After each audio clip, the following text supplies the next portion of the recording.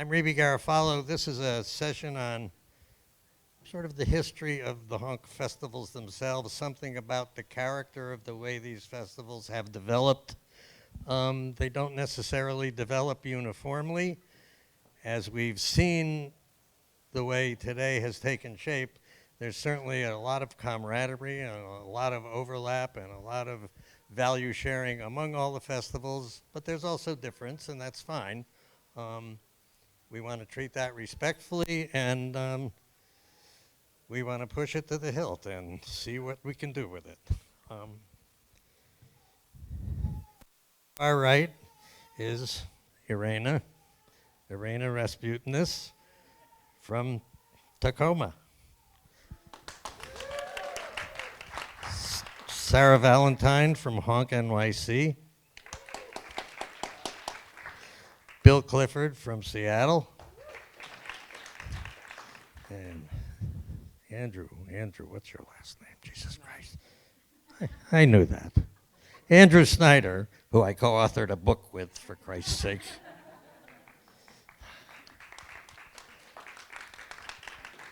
For the format, I want to start by having each of these three panelists introduce themselves, tell you a little bit about themselves, and how they got involved in the HONK Festival business, just so you'll know something about them. And then I want to turn it over to Andrew to do like a 10-minute presentations, because one of the things you'll note is none of the international festivals is represented here. And that was a very conscious choice when we organized this year's festival. We did not invite the activists, we did not invite the international bands in the first place because nobody in their right mind would want to come to the United States this year. And secondly, because conversely, we didn't want to put them in harm's way. We do want the international bands represented. So on Saturday's performances in Davis Square, what we are planning to do is mount an 8 by 10 foot video screen in the middle of Davis Square, and we have bands signed up to do some kind of a performance for all of you. We have bands from Chile, Brazil, Australia, France, Germany, Italy, England, and possibly Tel Aviv. Oh, and Vancouver, yes. Wow. And hopefully this is going to work. In any case, the reason I said all that is to explain what Andrew's doing here. Andrew is not a founder of a HONK festival, but fortunately, he happened to be in Brazil chronicling the development of HONK Rio during the period that HONK Rio started. So he's going to represent the development of HONK Rio for us. So, in any case, can we start it off?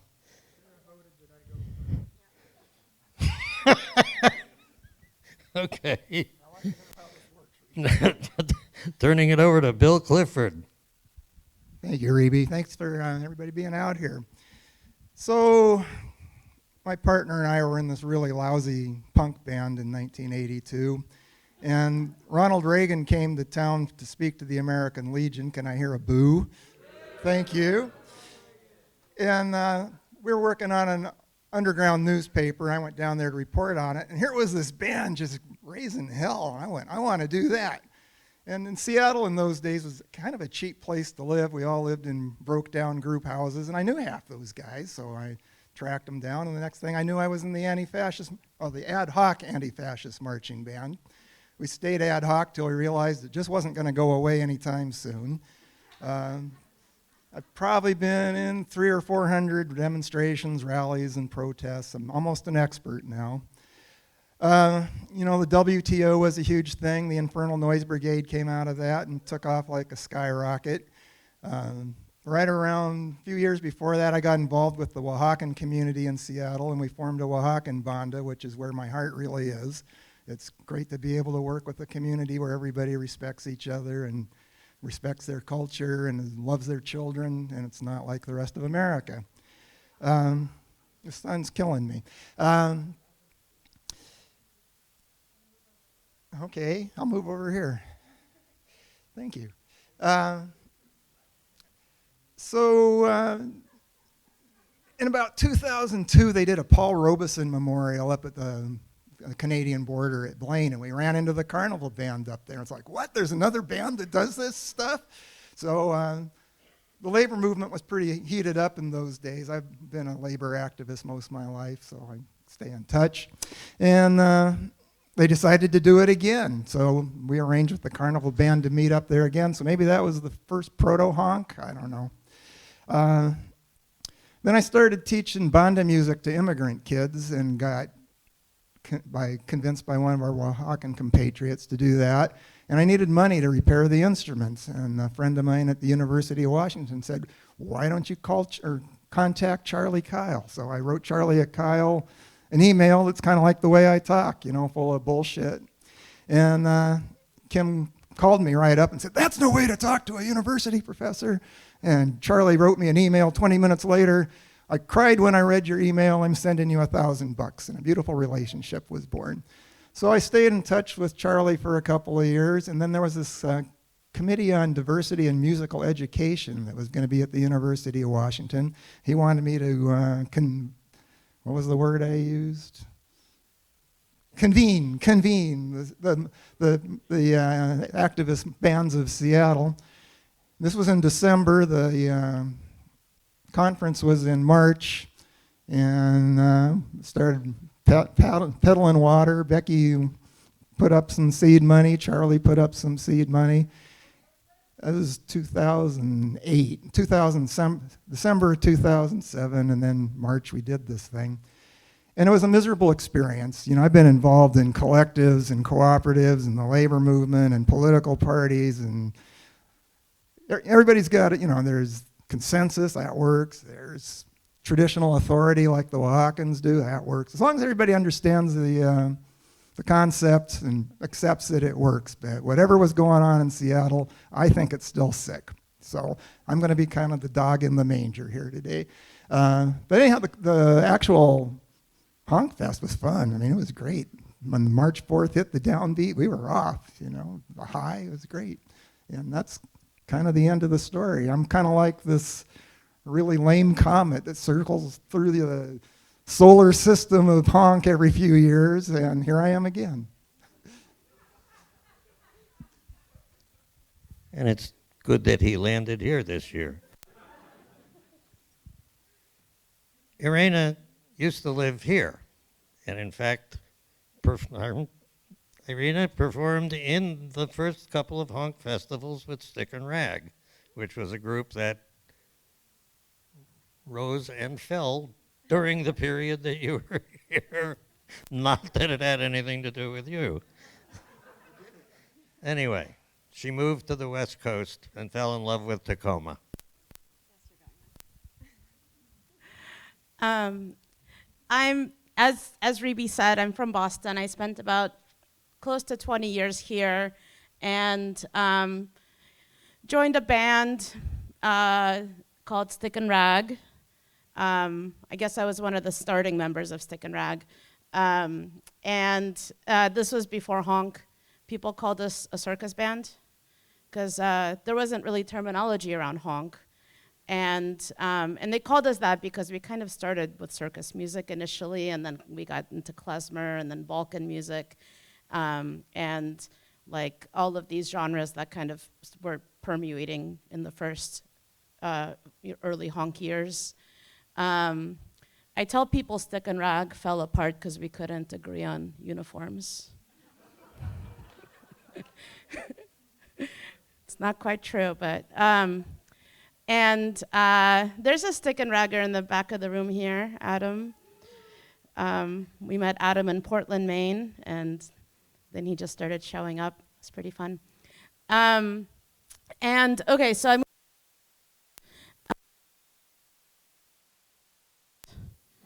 I moved to Tacoma just a little before the pandemic.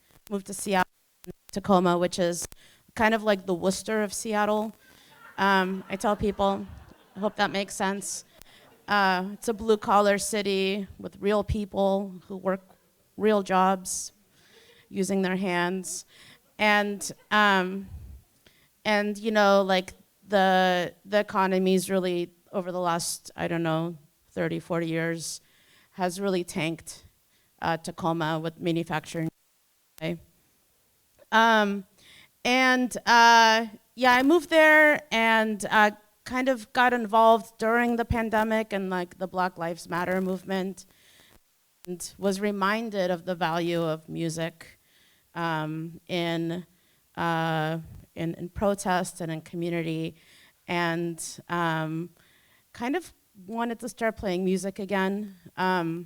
My kind of I don't know, I'm not a very good musician. I'm not that good. So I was like, well, I need to find people who, there's got to be a band. I went to the Seattle HONK, just got excited. I kept asking people in Tacoma if there's, you know, any bands, telling HONK bands, hoping that get excited and want to join. And, you know, that didn't happen. So I ended up starting a HONK band in Tacoma called Tacoma Rama. And we've been around for, I can't really remember, maybe 4 years. We're not that old. But once I started Tacoma Rama and it kind of picked up, then I wanted there to be more bands in Tacoma. Because there's like 1 million HONK bands in Seattle, and I wanted that in Tacoma. And so one of the thoughts I had for making that happen is to organize a festival. It's not the only reason I did it, but what I liked about, like, you know, we just had our third Tacoma HONKfest, or THONK, people started calling it. I was really resistant to THONK, but I've come around to it. Yeah. And you know, what was really great about Tacoma HONK is that it was really organized by the Tacoma Rama band, and it was like just so much fun to work on, because it was building a deeper relationship with my bandmates, and people stepping up to do things like graphic design that I have no ability in, or website and social media, and helping with grant writing, and helping with housing and stuff like that. And I modeled Tacoma HONK after Boston HONK, which is a different, you know, to me, Boston HONK and Seattle HONK, or HONKfest West, are very different festivals. And I was very intentional in modeling Tacoma HONK after Boston. And maybe that's all I'll say. I can talk about that more. And here's Sara.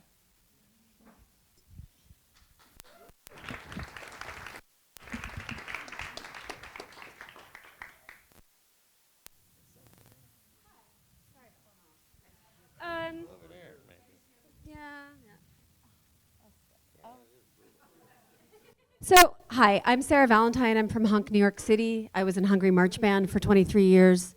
HONK Boston started, you know, after we had been doing things in New York with Hungry March for a long time. I'm just going to stand over here, and I'm going to stand next to Sara, because there's no sun right there. And so, you know, I don't know if you want the official story, that's the spun story that gets told to the press, or do you want the actual story? I didn't go to the first 2 HONK festivals because I had family obligations, but my dog did and participated in parades. And in 2008, Hungry March got invited to go to HONKfest West, the first one, and I sat next to Kevin Letman on the airplane, and he explained to me how HONK Somerville, or Mama HONK as I call you, Papa HONK, started and what it was about, and having a background in organizing shows and curating, and being the person in the march band that produced our events when we had events that were self-produced, which I feel like is a very strong position for any art group to take, is to take control of their presentation and their management.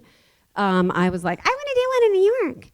So 2007, our friends from Pink Puffers came to here from Rome, and there was a dinner party. This is the spun part, but this is kind of the truth. Like Pink Pub first came to New York, and you guys were there, RMO was there, and environmental encroachment was there, and March 4th was there, and I was away at a wedding, but there was a dinner party with my bandmates and bandmates from all these other bands, and I feel like that's the first honk NYC, that dinner party.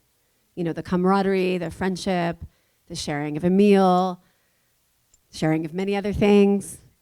And I guess we made a show or something, or like show activity happened. So we kept saying there was this activity that was happening.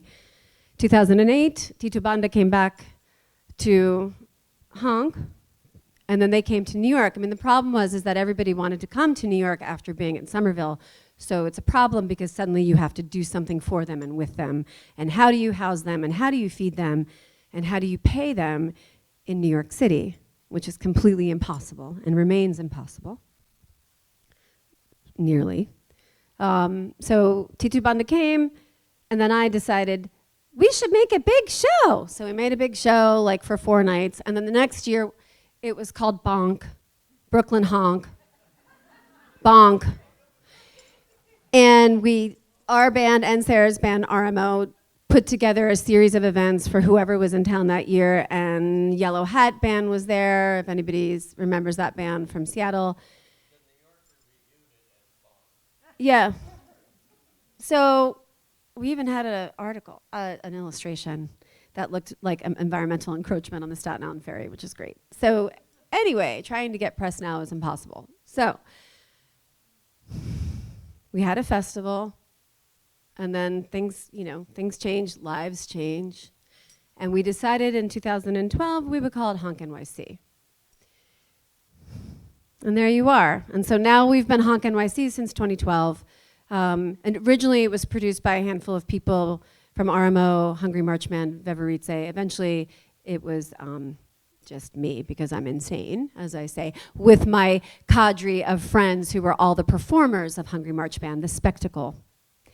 And it's continued and continued and continued. And on Tuesday, we start our 19th annual festival, which is 6 days long, because people want to come to New York immediately after Pronk ends. And so for the last, yes, thank you. However many years we've been having to find housing for many, many people. It's been very challenging. We'll talk about that. And last thing I'm going to say is thank you for not bringing anybody from overseas this year, because you've saved us a lot of money.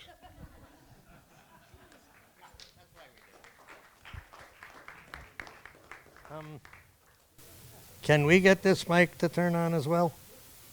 So Reebee did actually bring me from overseas. I've been living in Lisbon, Portugal for 5 years, and I was thinking, well, I would love to be there for 20 years, and I would love to be there for this conference, but that's a bit too far. And Reebee, I had several email communications with Reebee, and each time he twisted my arm more, and he was like, you have to come. And so here I am, and I didn't think a month ago I was going to be here, so it's great to be here. And yeah, as Reebee said, I was fortunate enough for the field work that I did about Brazilian street carnival and the brass culture that comes out of it to coincide with the founding of the HONK Festival. And it was actually, I was living with the organizer, who I'll show you a picture of later. And so it was, many of the conversations about how to organize the HONK Rio happened in our living room, basically, during that time. So I joined the HONK community basically through the Occupy Wall Street movement in Oakland. These are hard images to see, but so in 2011 I was in the Bay Area, and I was doing a PhD program at the musicology, and I really didn't know exactly what I wanted to do, what I wanted to study. And when Occupy happened, I kept going to the streets, and I kept finding the same band there. It was the Brass Liberation Orchestra. I had stopped playing trumpet, and I picked it back up, and I started playing with them, and they led me to HONK the next year. So in 2012, I went to the first HONK in Somerville. My mind was blown. I'm sure you all have had a similar experience of going to HONK and like, what is this? This is amazing. I found my people. I went back to the Bay Area and started playing in lots of different bands, and started organizing with different brass band musicians. We ended up co-founding a band called Mission Delirium, which still exists. So during this time, I was thinking, well, maybe I'll study this honk universe, which I'm glad I didn't, because now Aaron did it and Megan are doing it, so they've been able to do it. But I was still kind of trying to figure this out. And in 2013, so the next year, this band Ossidrais, which is a band from Rio de Janeiro, was here. And I started talking to them, and they told me about how a very similar movement was happening in Brazil. There wasn't a honk yet, but there was a movement that was very much connected to their carnival. And I want to just play you a video, just because I think it's kind of hard to really appreciate what that might be in another country, and in the context of carnival, which we probably have images of Brazilian carnival, and this is really different from what that is. So this is a band called Orquestra Voadora, or orchestra. It's a band of about 15 people that organizes, in this case, about 400 people to play together for about 100,000 people in the audience. So I'll just show you this. And you can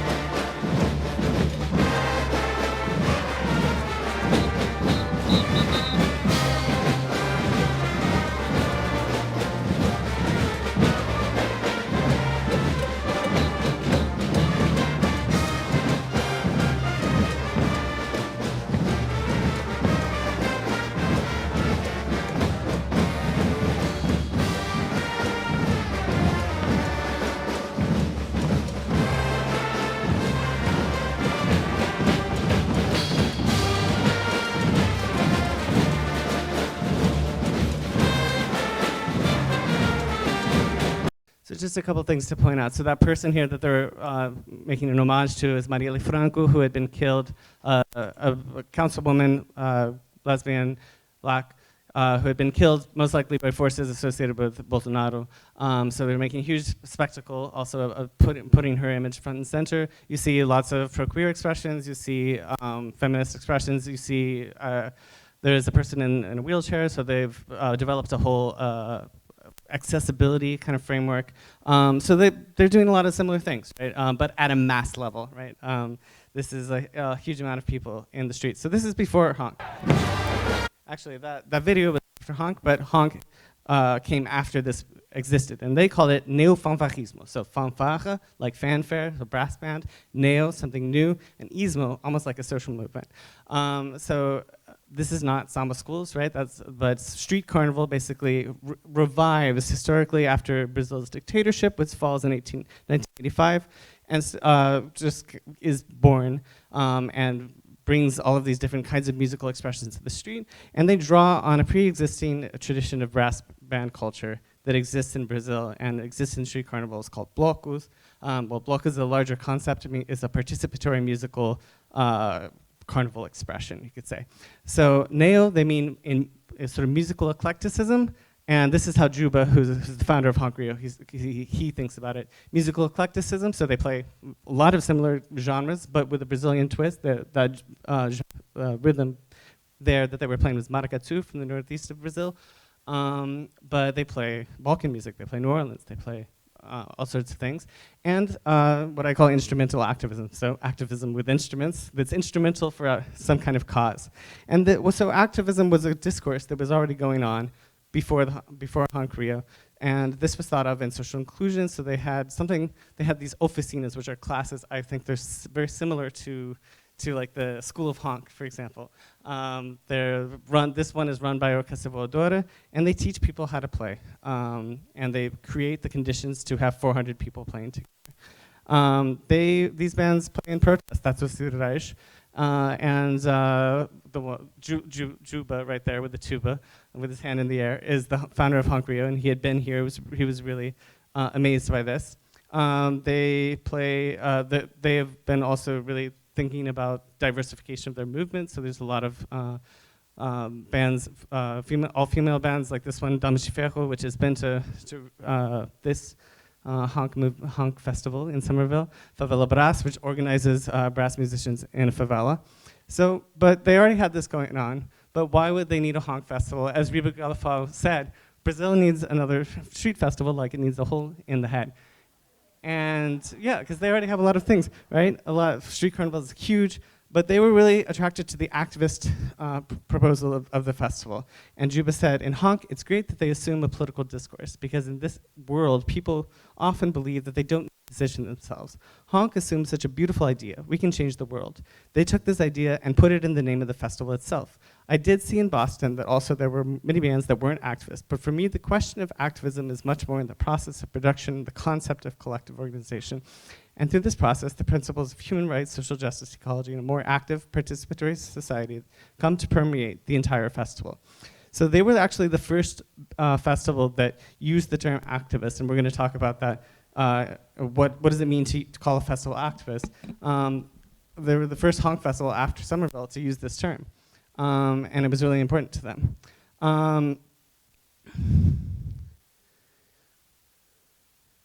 Sorry. So they built on this history of international exchanges. The first HONK that was organized in our living room, they bought brands from all over Brazil, but also Chile, the United States, and France. And so they really, for them, HONK was also an opportunity to distinguish this brass band activist festival from Carnival, because it really did come from Carnival. And they wanted to create something that was really distinct. And so, so I was living with them, and one of the ways that I participated was planning a tour for my band, HONK, my band Mission Delirium. And so we actually had the opportunity to open the HONK Festival tradition, which now exists all over Brazil. These are some pictures of us playing in HONK Rio at the beginning of the festival, along with Reebee, who also, they're from Chile, and they've also come here. So really, I mean, HONK is transnational, you know this, but it's really impressive. These are just a few images. The mass level, the mass spectacle, the much larger crowds in the streets, right? And so I'm finishing up here, but I want to say that, you know, HONK, when they were thinking about what to do, how to do a HONK in Rio, they also wanted it to be volunteer run, not commodified. It's free. These are free musical events in the streets, and this also came from Street Carnival, which is free. It's based on hospitality. They find places for people to stay. They have a parade with social movements.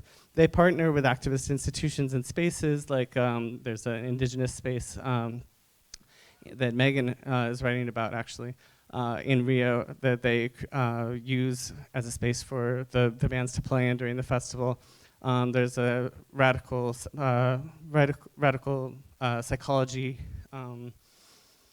hospital, I guess how they call it, but is a space that they organize out of for the festival. They play in marginalized areas like the favelas. So they try to decentralize the festival outside of the most privileged areas, and they don't pay bands for profit. It is kind of HONK on steroids. I mean, there's free consumption of alcohol in the streets, so that's really different. I mean, if you know New Orleans, then that's a bit similar, but again, much more people in the streets, mass crowds, unplanned. There's a level of unplannedness, spontaneity, parades that go well into the morning that is part of the local culture. That comes from Carnival, right? There are similar issues, especially if you're going to call a festival activist. What is activism? What does this mean to the community? Is it an activist festival that really aims to change society, or is it countercultural in the sense of like, we're a bunch of hippies doing this thing over here, but we're not trying to change the society? A lot of the bands who participate are not activists. Really similar kind of tensions there. And it's a relatively privileged, a wider movement, white or racially, in the racial spectrum of Brazil. But they have, very similar to today, they have what they call rodas de diálogo, or circles to dialogue circles or debates to think about these things. And those are part of the festivals. So HONK Rio was the first, but now there's HONK all over Brazil. It really helped consolidate neofanfarismo as a movement in Rio, but then also in other places. So Sao Paulo, Brasilia, Belo Horizonte, Porto Alegre, and there are smaller festivals all over Brazil. And I've met many Brazilians who are like, HONK came from the US? What? Like, this is our thing. Lots of people don't, it's been there 10 years. Lots of people literally don't know that it's not just something that's completely part of Brazilian culture. And yes, a lot of these bands now have circulated to other parts of the world and the US. And I mean, I think it's an ambitious claim, but I think it's completely true that HONK has transformed Brazilian Carnival. And we're talking about the biggest party in the world. And there's a Bloco do HONK, or HONK Bloco, that participates in Carnival, but that's just one example. All of these bands that are the neo-fanfarrismo bands, they organize blocos for Carnival. And so there's just a continuity between these festive worlds. And HONK has really played a huge, a huge influence there.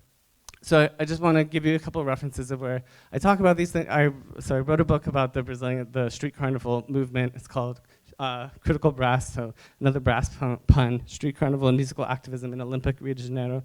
And this book, which really brings together a lot of different voices from all over the world, especially in the US, but also Italy, Palestine, Benin, Brazil, other places, that brings these movements in conversation.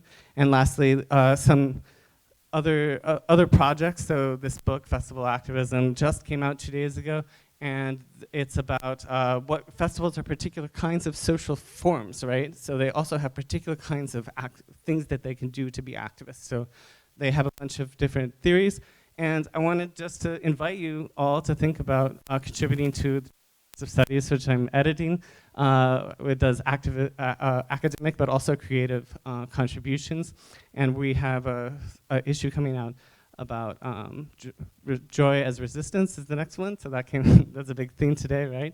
And next year there's going to be a small issue about activist brass bands in Chile. So really just trying to think about this movement in a lot of different spaces in the world. And I want to come back to the conversation now about like what is festival organizing.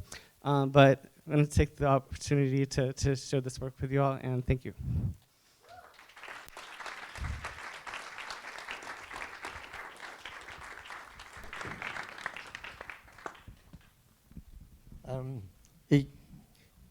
We've heard a lot about the term activism in the beginning of this festival today, in the beginning of the conference, and you will hear a lot about that term throughout the festival.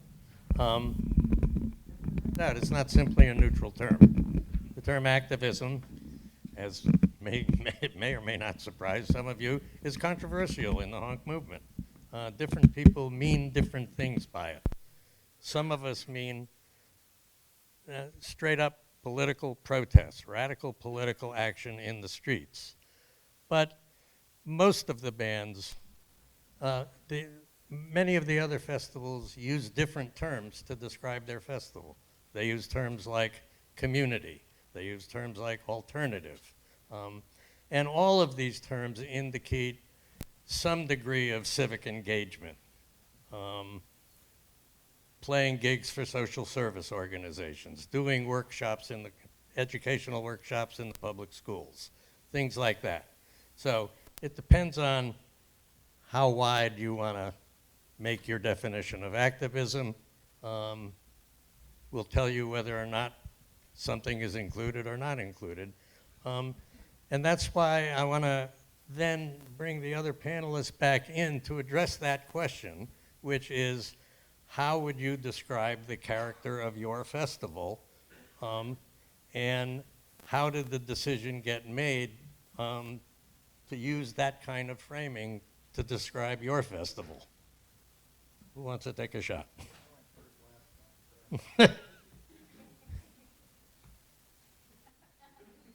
Somebody. I'm going to move though. Yeah. I'm going to do this dance. Okay. Let's see. I mentioned that I lived in Boston for a long time, and then now I'm in Tacoma, the Worcester of Seattle. Just refreshing your memory. In Tacoma, there wasn't a HONK band, and no one had heard of HONK. And so starting a HONK band, was a little challenging because people didn't know what that meant. So I didn't start a HONK band, I started a street band, a community street band, and that was,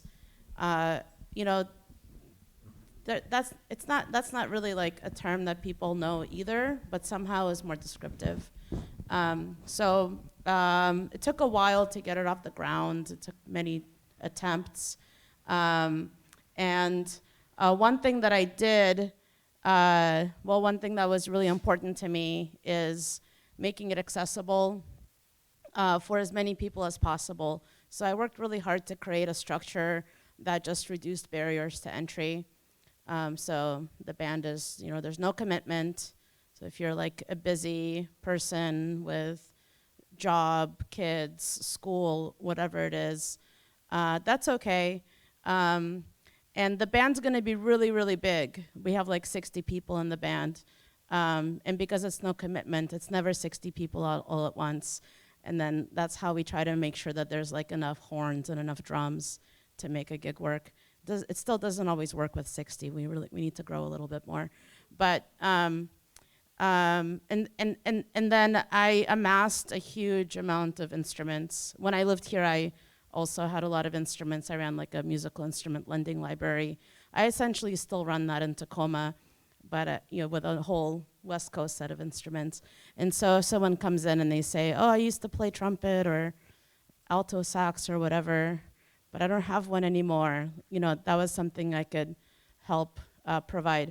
And so people joined the band one by one. We played gigs, and every time we play a gig, we get more people interested in joining.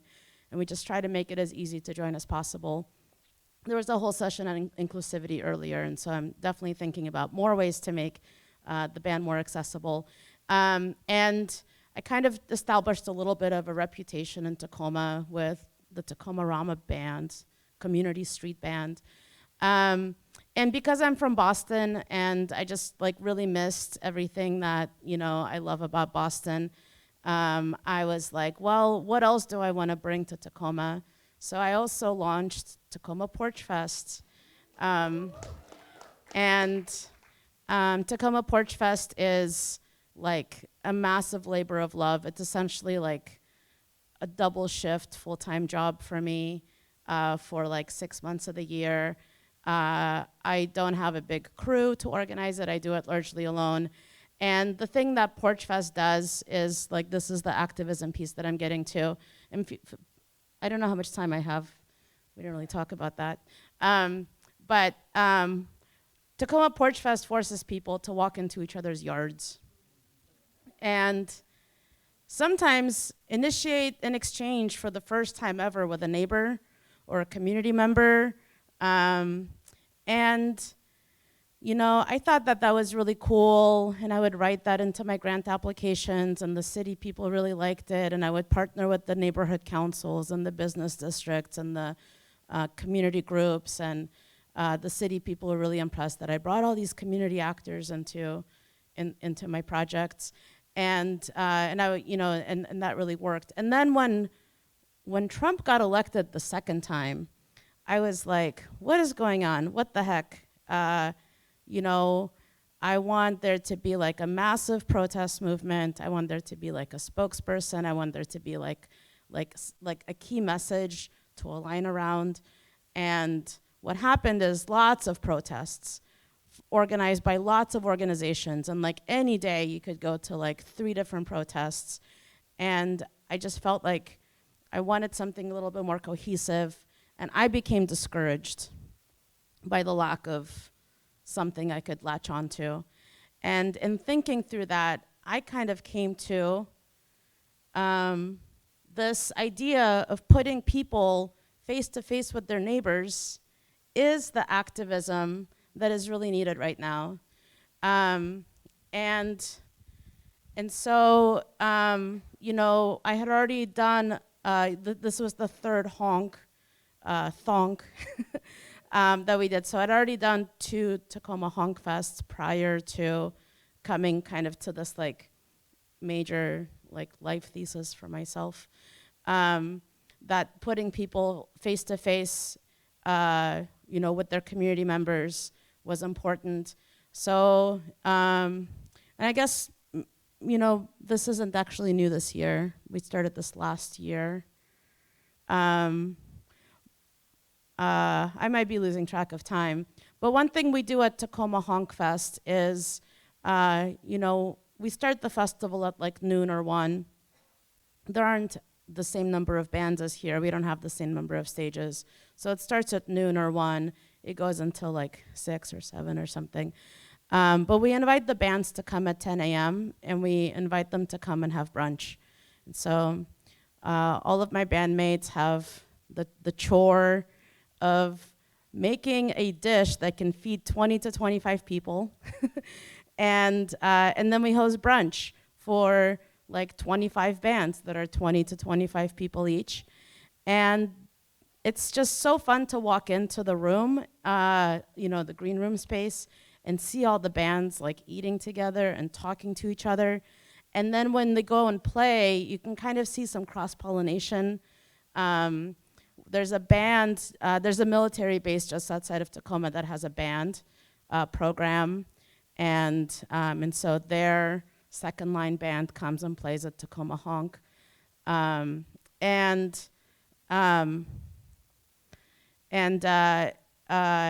It's just interesting to see other people fill in with that band that like you wouldn't think to be part of like a military setting. And it's weird, and it's something that we talk about, like that's maybe not comfortable for everyone, but from that cross-pollination perspective, I think it's really powerful. I know I rambled a bit, but maybe I'll give up the mic to Bill now. So much as the Oaxacan community restored my faith in humanity in general, Irina restored my faith in HONK. Because Tacoma is a very conservative town. It's not just one military band. You know, there's Fort Lewis and McCord Air Force Base and Bremerton Naval Shipyard and Bangor Nuclear Submarine Base, which has as much firepower as a fifth of all the navies in the world. You know, it's surrounded by a very conservative mentality. So let's give it up again for Irina. I think she deserves it. Seattle doesn't have that excuse. I mean, Seattle's as liberal as it comes. And the festival was a great success, and like I said, I don't remember exactly what we called it. I think we called it Radical Street Bands or something like that. But none of the other, so my band didn't know what HONK was and was busy and didn't want anything to do with it in that short a notice because they were sure it was going to be a disaster. So I got people from other bands, and one of them I'd kicked out of a band. I've only kicked one person out of a band in my entire life, and there she was. So that wasn't good. And I'd been kind of warned about another one, and we just, we couldn't get off on the right foot. So, if you're going to start a HONK, I want you to think about who you're working with, make sure you can work with them, clear the air of anything you can clear it of. Decide on your decision-making process. They all work if you all agree on them, as far as I can tell. Money, maybe you want to go the 501c3 route. Maybe you want to keep it all under the table. We didn't do anything with permits or above board in the first one, and that's part of what made it fun. We were out in the street till 2 in the morning. That was fun. The police blocked the street off for us because it was easier than cleaning up a bloody mess. That's another thing about Seattle. The police, as long as you're white and middle class, are pretty mellow. A lot of the other bands around Seattle think it's radical to play in public, but that got settled in the 70s when Jim Page ran a big campaign. He's a folk musician, kind of thinks he's across the Utah Phillips and Woody Guthrie or something. But he ran a campaign in the early 70s that got all that stuff taken off the books. It's not radical to just play in the street in Seattle. What's radical is to show up and support people who need it. What's radical is or activist, is that the word we're fishing for? Another thing I haven't really seen HONK in Seattle do is form real connections with the communities. They just kind of never got the hang of situational awareness or respecting what's going on in a community. It's kind of like a home invasion when they show up. The first one in West Seattle, they didn't tell any, they closed off a busy commercial district, didn't get any Santa cans, didn't tell the merchants that we were coming in, and all day they had people running in there to use the can. There was one Santa can that the Metro bus drivers used, which was would clear your head getting anywhere within 50 feet of it. This kind of you know, we're too cool to actually deal with people on a level where they can have respect for each other. Is appalling. I think it's gotten better, but it's still got this kind of, we'll do it one community this year and another community that year. And so the first one, Reebee and Kevin were there, and they were a great help. And they said, "You're going to be, I think you're going to be victims of your own success," and that might be what it is. You know, I would say if you're starting a new one, don't let your reach exceed your grasp. You know, make sure you got the resources to do what you want to do. Make sure that, you know, if people get assigned something, make sure they got the money or the contacts or whatever that they can do it. You know, work your way up. I think I may have forgotten to mention that not only is the term activist controversy in Seattle, it's controversial in Seattle. What? Is it 5 already? We have a captive audience. I mean, I don't know about the space. Ever the producer, do we have the space? Do we have the space? We're good. We're occupying it, Sara. HONK NYC is not activist, and HONK NYC is inherently activist because art is political to me as a producer, as a performer, as an art maker.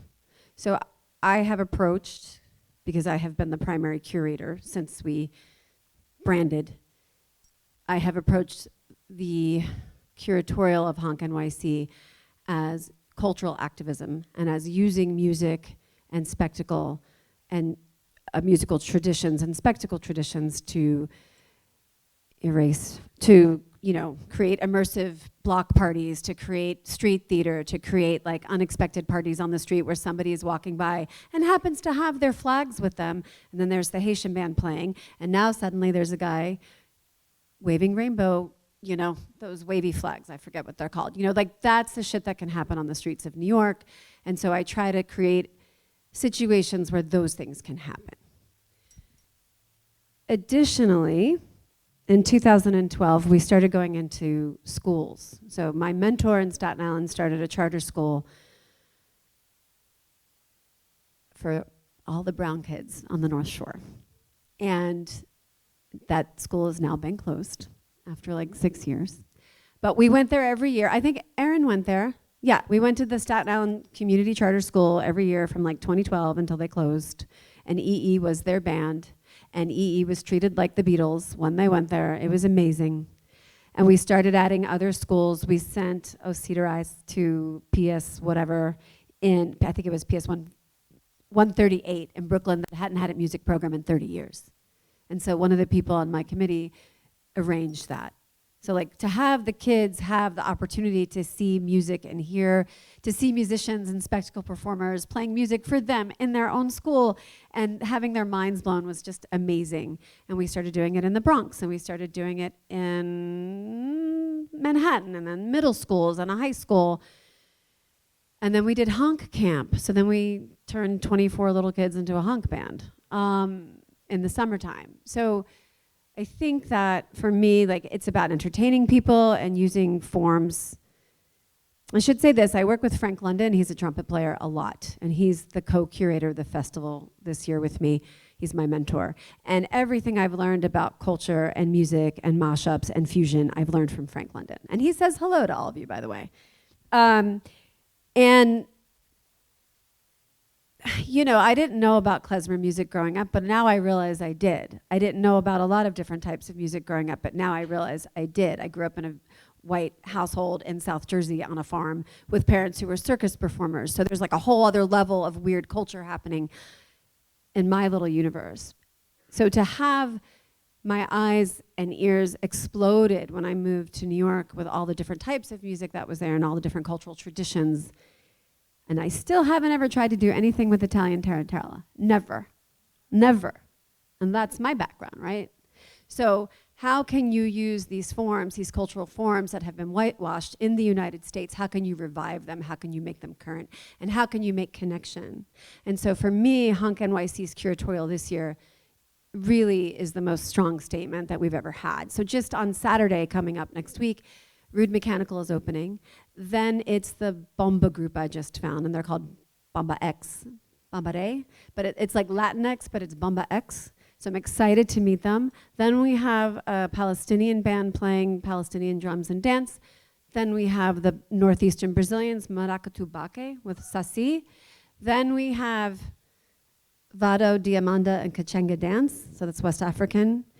Then I have a Lenape cultural leader doing a land acknowledgement who actually lived across from the park where we're having the event, so I'm very excited about that, George Stonefish.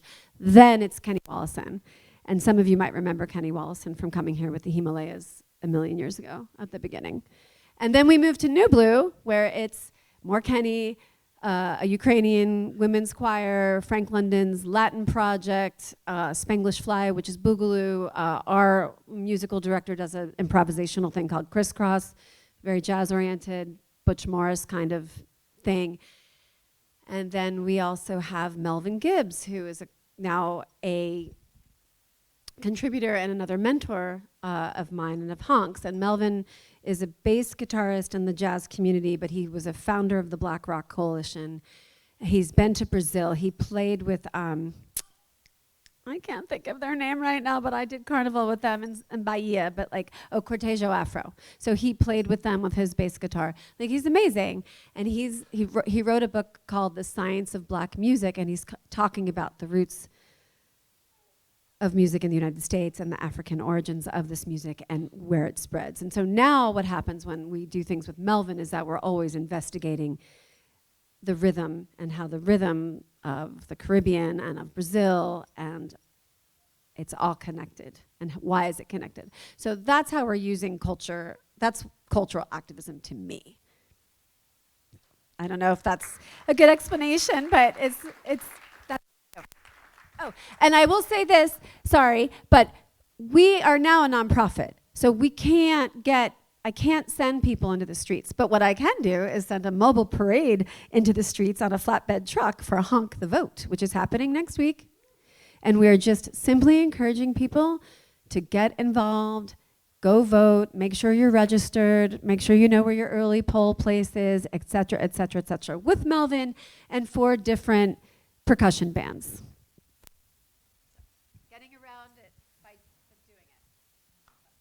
All good. So we have examples like creating the conditions under which people have to meet their neighbors, whom you may disagree with, forging relationships that might not otherwise be formed, bypassing the local power structure completely. Something to be said for that. Using music as the melting pot. Sending bands to schools that are way underfunded that wouldn't otherwise have access to programs.